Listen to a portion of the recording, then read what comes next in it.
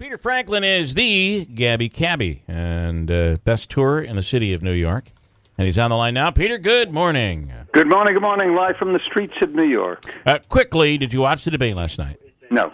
No, okay. That's it. You just... and that's my report as your chief correspondent. I know nothing about it. You sound like my wife. She sat down for 2 minutes. She's like, and to bed she went. So, all right, let's talk about some stuff. How about two close aides to Governor Cuomo, Howe and Percoco, on wiretaps referred to money being paid to Percoco's wife as ziti, borrowing a term from The Sopranos. We all got that story from last week. And it's crazy. The ziti is flowing, it seems, in New York. It's been a week for this to all kind of filter out. What are we getting here in New York there, Peter? Well, we're a little insulted because, they're upstate guys. And, it's our terminology. So, you know what I mean? And I happen to like ziti. I mean, the real ziti. So yeah. I, like most New Yorkers, are pretty indignant about it, and they ought to get out of our face and go dream up their own words. It amazes me, the gall, to think that you're placed in a position of power, you're next to a person of power in the governor, and you feel that, all of a sudden your wife's deserving of a job that she's probably not even going to have to show up to, and she's going to be getting these big boxes of ziti. What happens to people? Are they already corrupt, or does the system just make them corrupt? No, they're already corrupt. There's nothing. I mean, that's my personal opinion is that they're already corrupt, and it's just greedy. I want to change the topic to these. The government is all in now on these self-driving vehicles. And listen, I'm looking forward to that. Are you kidding? That's a dream come true. I've spent all these years driving my yellow mobile conveyance lounge on the streets of New York, and as I understand it, the vehicle's going to drive itself, which is pretty much the way I drive mine now with my eyes closed. Yeah. But, I mean, that's just fantastic. So what's going to happen is that you're going to hail me on the street, I'll pull over, and then you get in the back of the cab. I'm going to open the driver's side and go sit next to you, and we'll talk. You will love this. The conversation. I'm looking forward to it. I can't wait. I'm thinking of trying it even before the technology arrives, but it probably won't work on willpower. For you, I mean, you'll be able to conduct interviews, the things you're going to learn, and be able to report from the back. Discuss recipes, maybe cook a little dish of ziti.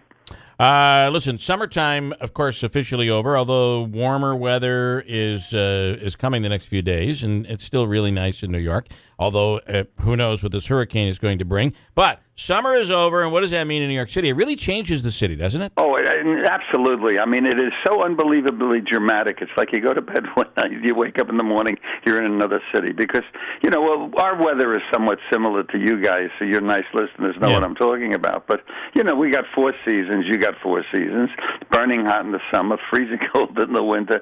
But the whole thing, during the summer, everybody's running to the beach, going to Coney Island, in the parks, playing ball. I mean, we're a very bunch of outdoor jocks in New York City, which most people don't. They think of us as a concrete jungle. It's not true. For real New Yorkers, we're all outdoors. The minute the weather, just changes by 5 degrees, all of a sudden everybody's running to the museums, running to the movie theaters, running to the Broadway shows.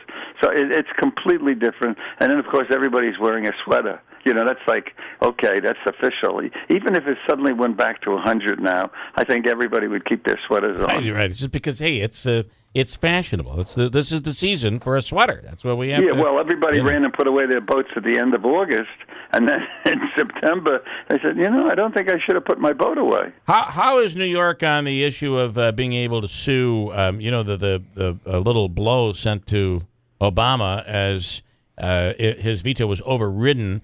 And being able to, 9/11 victims being able to sue Saudi Arabia. What's New York's... Dancing in the streets. I really mean that. I mean, in other words, besides the possibility, and I think it's somewhat remote, of ever getting any money, it's sort of like vengeance. Like you take some guy to small claims court. You're probably not going to win, but you've just inconvenienced him. And of course, I don't know how much it's going to inconvenience him, but people here who are still around from that are still very angry. And the line is going to go around the block, I guarantee you. All right. I think people kind of feel the same way up here, that it's, I don't know, we're not as affected, but at the same time, I think people are like, we should be able to. Now, obviously, on the other side, they're saying this would open the door for us to be sued, and it'll be interesting to see what comes of all. Well, everybody sue everybody else. Remember, the big happy. difference between us and you is that you guys all saw it on a small television set. That's a very good point. We You were saw right it, there. and also, it's like somebody says to me, "Excuse me, do you know where the World Trade Center is?" And I point in a direction, and I say, "When you get to that area, you can't miss it." Yeah. Peter, best tour in New York City. Check it out, WIBX. We'll talk to you next week. It's Gabby.com.